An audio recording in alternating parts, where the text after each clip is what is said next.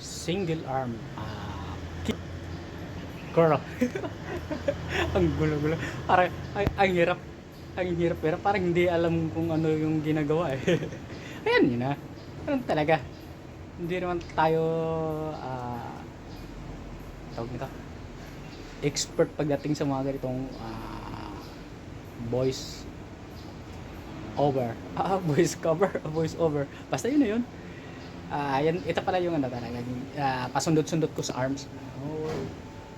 Talagang ano medyo mahina talaga ako sa arms. Tamad na tamad ako mag-arms kaya pinipilit kong magsundot-sundot. Ayan, ano lang yan, parang 10 pounds lang. O kumbaga, isang butas lang yung ginagamit ko dyan sa pag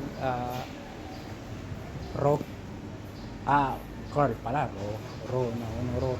Pagka-curl. Kaya, ganun yun. Apo. Sa Metro Bank po. Okay, continuous tayo. Continuous. Parang ba? May messenger akong darating. Yes, ma'am. Si Shotty. Meron dalang pansin. Yes, ma'am. Apo. Saan ako naka-ano? Apo.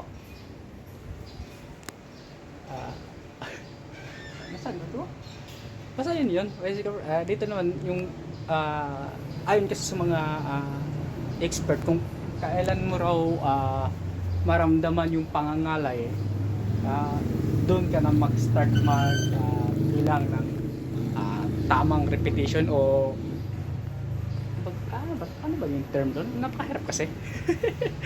Napakahirap. Basta kahit hindi na siya magawa yung full range of motion, tapos i-hold mo lang parang ito yung mga style ni na Bruce Lee at saka Tom Platz.